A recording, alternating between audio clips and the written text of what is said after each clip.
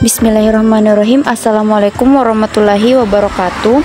Perkenalkan, saya Melika Sari, salah satu mahasiswi program studi Pendidikan Bahasa dan Sastra Indonesia kelas B, Fakultas Bahasa dan Sastra Universitas Negeri Makassar.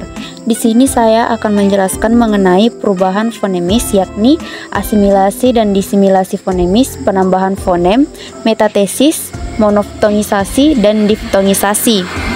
Sebelum memasuki pembahasan yang lebih mendalam, perlu diketahui bahwa di dalam fonologi berlaku premis bahwa bunyi bahasa dapat berubah karena lingkungannya.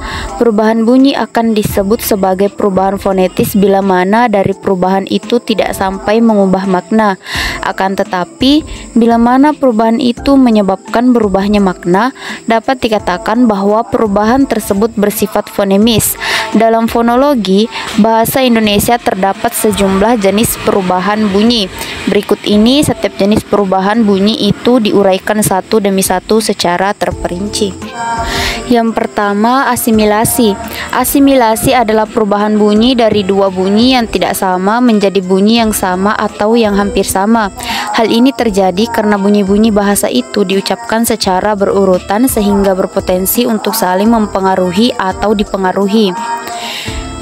Contohnya, yang pertama, kata bahasa Inggris top diucapkan top dengan T apikodental, tetapi setelah mendapatkan S laminopalatal pada stop, kata tersebut diucapkan stop dengan T juga laminopalatal.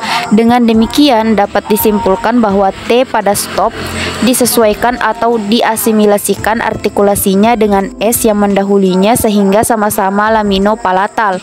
Jika bunyi yang diasimilasikan terletak sesudah bunyi yang mengasimilasikan disebut asimilasi progresif. Contoh kedua, kata bahasa Belanda zak, kantong diucapkan zak dengan K velar tidak bersuara, dan doek kain diucapkan duk dengan D apikodental bersuara. Ketika kedua kata itu digabung sehingga menjadi zak doek atau sapu tangan diucapkan zak duk, bunyi K pada zak berubah menjadi G. Velar bersuara karena dipengaruhi oleh bunyi D yang mengikutinya. Dengan demikian dapat disimpulkan bahwa K pada kata zak disesuaikan atau diasimilasikan artikulasi dengan bunyi D yang mengikutinya sehingga sama-sama bersuara. Jika bunyi yang diasimilasikan terletak sebelum bunyi yang mengasimilasikan disebut asimilasi regresif. Contoh ketiga, kata bahasa Batak toba holan ho hanya kau diucapkan holako, sunhon diucapkan suaton. Bunyi N pada holan dan bunyi H pada ho saling disesuaikan atau diasimilasikan menjadi K, sedangkan N pada suan dan H pada hon saling disesuaikan atau diasimilasikan menjadi T. Dengan demikian dapat disimpulkan bahwa kedua bunyi tersebut yaitu N dan H saling disesuaikan. Jika kedua bunyi saling mengasimilasikan sehingga menimbulkan bunyi baru disebut asimilasi resiprokal. Dilihat dari lingkup perubahannya, asimilasi pada contoh 1 tergolong asimilasi fonetis karena perubahannya masih dalam lingkup alofon dari satu fonem yaitu fonem T.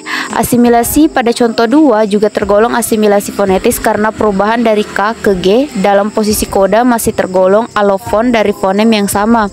Sedangkan asimilasi pada contoh ketiga tergolong asimilasi fonemis karena perubahan dari N ke K dan H ke K pada holan ho, holako, serta perubahan dari N ke T dan H ke T pada suanhon ke suaton.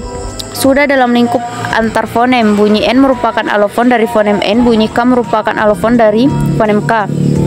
Begitu juga bunyi H merupakan alofon dari fonem H, dan bunyi T merupakan alofon dari fonem T.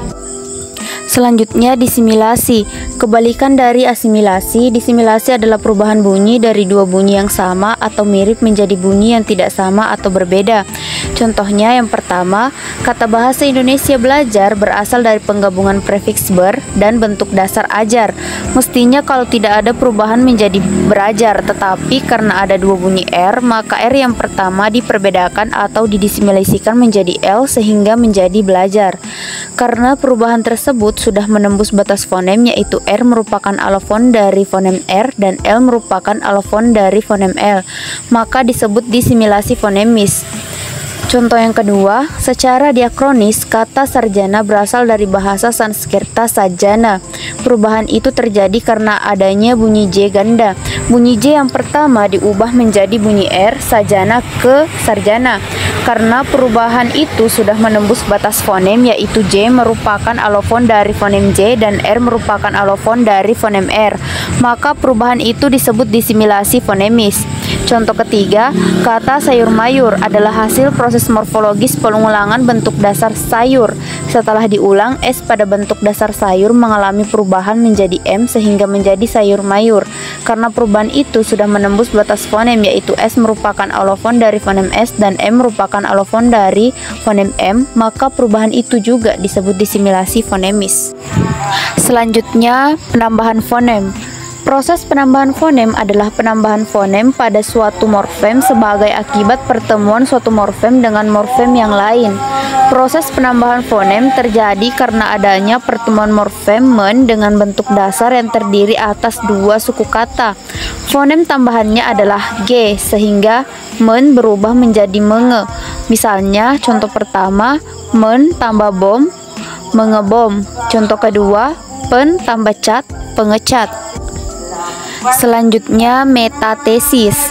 Metatesis adalah perubahan urutan bunyi fonemis pada suatu kata sehingga menjadi dua bentuk kata yang bersaing. Dalam bahasa Indonesia, kata-kata yang mengalami metatesis ini tidak banyak, hanya beberapa kata saja. Contohnya, kerikil menjadi kelikir, jalur menjadi lajur, berantas menjadi bantras.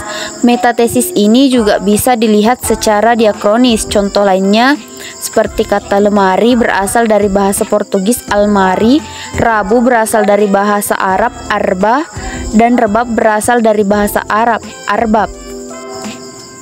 Selanjutnya, monoftongisasi. Monoftongisasi adalah perubahan dua bunyi vokal atau vokal rangkap atau diftong menjadi vokal tunggal atau monoftong. Peristiwa penunggalan vokal ini banyak terjadi dalam bahasa Indonesia sebagai sikap pemudahan pengucapan terhadap bunyi-bunyi diftong. Contohnya, kata ramai diucapkan rame, petai diucapkan pete. Perubahan ini terjadi pada bunyi vokal rangkap ai ke vokal tunggal e.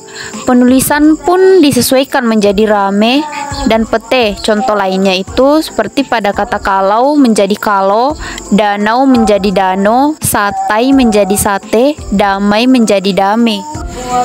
Selanjutnya, diftongisasi. Diftongisasi adalah perubahan bunyi vokal tunggal atau monoftong menjadi dua bunyi vokal atau vokal rangkap atau diftong secara berurutan. Perubahan dari vokal tunggal ke vokal rangkap ini masih diucapkan dalam satu puncak kenyaringan sehingga tetap dalam satu silaba. Contohnya pada kata anggota diucapkan anggauta, sentosa diucapkan pada kata sentausa. Perubahan ini terjadi pada bunyi vokal tunggal O ke vokal rangkap AU, tetapi tetap dalam pengucapan satu bunyi puncak. Hal ini terjadi karena adanya upaya analogi penutur dalam rangka pemurnian bunyi pada kata tersebut. Bahkan dalam penulisannya pun disesuaikan dengan ucapannya, yaitu anggauta dan sentausa. Contoh lainnya itu seperti pada kata teladan menjadi tauladan, vokal E menjadi AU. Dan kata topan menjadi taufan, vokal O menjadi AU. Mungkin itu saja yang dapat saya sampaikan, lebih dan kurangnya mohon dimaafkan. Assalamualaikum warahmatullahi wabarakatuh.